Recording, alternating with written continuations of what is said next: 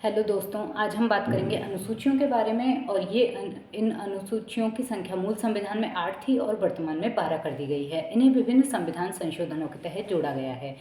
यदि हम अनुसूची का मतलब देखें तो इसका मतलब है लिस्ट। हर अनुसूची में हमें एक लिस्ट देखने को मिलेगी।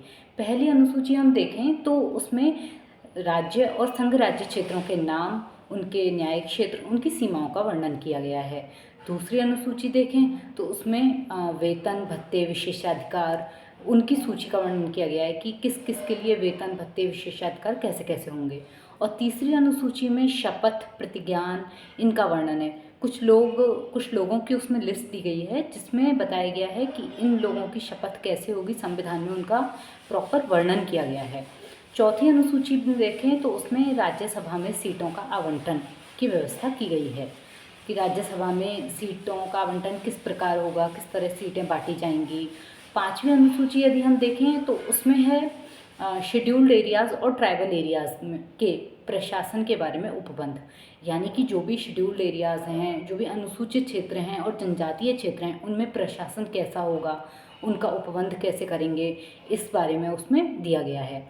और हम छठवीं अनुसूची देखें तो उसमें हम एक कोड याद कर सकते हैं, उसको बोलते हैं तमाम, TMAM, यानी कि त्रिपुरा, मेघालय, असम और मिज़ोरम।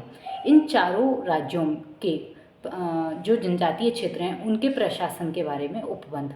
यदि हम इन चारों राज्यों को मैप पे देखें, एटलस पे, तो हम देखेंगे कि ये चारों वो स्टेट हैं जो बांग्लादेश की नॉर्थ और ईस्टर्न जो बाउंड्री है उसको कवर करते हैं। सातवीं अनुसूची देखें तो उसमें केंद्र सूची, राज्य सूची और समवर्ती सूची का वर्णन किया गया है। इसमें केंद्र सूची में 100 विषय हैं, राज्य सूची में 61 और समवर्ती सूची में करीब 52 विषयों का वर्णन है। और आठवीं अनुसूची देखें तो उसमें भाषाओं का वर्णन है, संवैधानिक भाषाएं।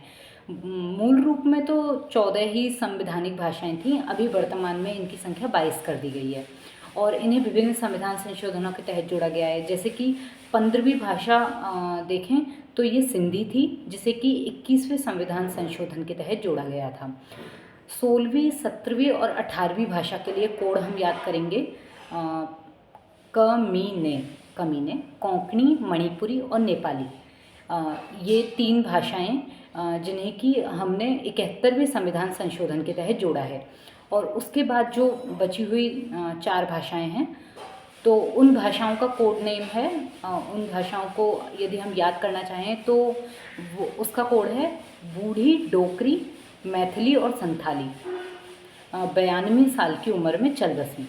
इसका मतलब है कि बोडो, डोगरी, मैथिली और संथाली, इन चारों भाषाओं को 92वें संविधान संशोधन के तहत जोड़ा गया है। फिर आते हैं हम 9वीं अनुसूची में। और 9वीं अनुसूची को पहले संविधान संशोधन 1951 के तहत जोड़ा गया है। और इस अनुसूची में भू जमींदारी व्यवस्था और उनके उन्मूलन से संबंधित प्रावधान किए गए हैं। 9वीं अनुसूची की एक खास विशेषता है कि इस अनुसूची में जो भी सब्जेक्ट ऐड किए जाते हैं उन्हें पहले जुडिशियल रिव्यू, न्यायिक पुनरावलोकन से बाहर रखा गया था। लेकिन ये फिर जो न्यायिक क्षेत्र है उसकी सीमा से परे होने की वजह से इसमें कई कानून ऐसे थे, जो कई सब्जेक्ट ऐसे थे जिन पे न्यायपालिका चाहते हुए भी कुछ नहीं कर पाती थी।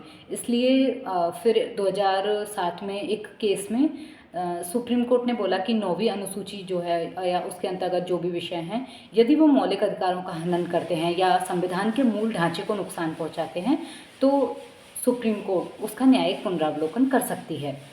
और उसके बाद 10वीं अनुसूची जो कि दल बदल कानून से संबंधित है, जिसमें दल बदल से संबंधित प्रावधान दिए गए हैं। और ये इस अनुसूची को 52nd कॉन्स्टिट्यूशनल अमेंडमेंट एक्ट 1985 के तहत जोड़ा गया है। फिर 11वीं अनुसूची पे आते हैं जो कि पंचायती राज व्यवस्था से संबंधित है। इसमें पंचायती राज जो व्यवस्था है इससे 73वें संविधान 73 कॉन्स्टिट्यूशनल अमेंडमेंट एक्ट 1992 के तहत जोड़ा गया है। और इसमें पंचायती राज से संबंधित 29 विषय इसमें दिए गए हैं। 12वीं अनुसूची स्थानीय स्वशासन से रिलेटेड है, जिसमें नगर पालिका, नगर निगम से संबंधित प्रावधान दिए गए हैं, जिसे कि 74वें संविधान संशोधन 1992 के तहत इस अनुसूची को जोड़ा गया था। इस अनुसूची में 18 विषय दिए गए हैं। इस तरह हम 12 अनुसूचियों को कवर करते हैं। और यदि आपको ये ट्रिक्स अच्छी लगी हों तो आप इन्हें अपने दोस्तों के साथ शेयर कर सकते हैं, इस वीडियो को लाइक कर सकते हैं। और यदि ऐसे ही ट्रिक्स और जाननी है या किसी भी टॉपिक को आपको अच्छे से कवर करना है तो आप इस चैनल को सब्सक्राइब कर सकते हैं। Thank you.